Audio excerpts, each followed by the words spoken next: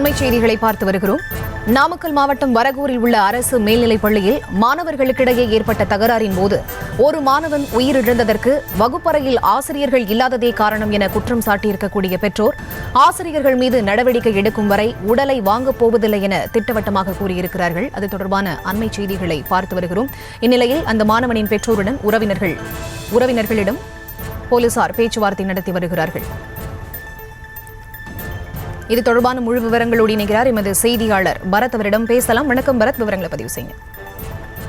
அதாவது நாமக்கல் மாவட்டம் எருமப்பட்டி அடுத்துள்ள வரகூரில் அரசு மேல்நிலைப் பள்ளியானது செயல்பட்டு வருகிறது. இங்கு சுற்றுவட்டார பகுதிகளைச் சேர்ந்த மாணவ மாணவிகள் பயின்று வருகின்றனர். இந்த சூழ்நிலையில் நவலடிப்பட்டியைச் சேர்ந்த ரமேஷ் வாசுகி தம்பதியினரின் 16 வயது மகன் இந்த பள்ளியில் பயின்று வந்துள்ளார். இந்நிலையில் நேற்று மாலை வழக்கம் போல் பள்ளிக்கு சென்ற அந்த மாணவர் அவருடன் இருந்த சக மாணவர் ஒருவருடன் தகராறில் ஈடுபட்டதாகவும் கூறப்படுகிறது. ஒரு கட்டத்தில் மாணவர்கள் இருவரும் ஒருவருக்கொருவரை தாக்கிக் கொண்டதில் ஒரு மாணவர் உயிரிழந்துள்ளார்.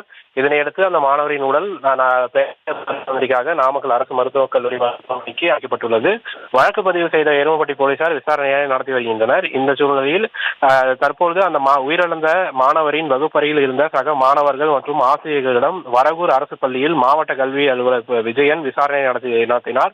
மாணவர்களிடம் தனியாகவும் ஆசிரியர்களுக்கு தனியாகவும் இந்த விசாரணையை நடத்தினார். இந்த சூழ்நிலையில் வகுப்பறையில் ஆசிரியர் இல்லாததாலே மாணவர்களுக்கிடையே மோதலானது ஏற்பட்டுள்ளது. இதனால் தான் மாணவர் உயிரிழந்ததாகவும், எனவே ஆசிரியர் மீது கடுமையான நடவடிக்கை எடுக்கும் வரை காவல் நிலையத்தில் புகார் அளிக்கப் போவதில்லை எனவும் பெற்றோர்கள் தரப்பில் தெரிவித்துள்ளனர்.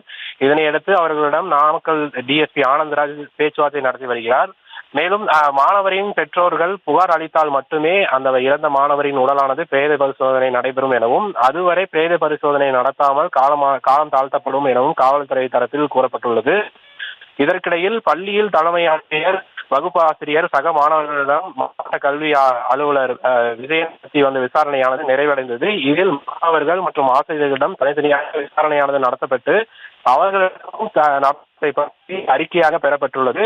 அதனையடுத்து இந்த அறிக்கைகள் மற்றும் கடிதங்கள் மாவட்ட முதன்மை கல்வி அலுவலர் மகேஸ்வரியிடம் சமர்ப்பிக்கப்படும் எனவும், அதன் அடிப்படையிலேயே ஆசிரியர்கள் மீது நடவடிக்கையானது எடுக்கப்படும் எனவும் எதிர்பார்க்கப்படுகிறது. விவரங்களை வழங்கியமைக்கு நன்றி பரத். செய்திகளை உடனுக்குடனும் துல்லியமாகவும் தெரிந்து கொள்ள சப்ஸ்கிரைப் பண்ணுங்க.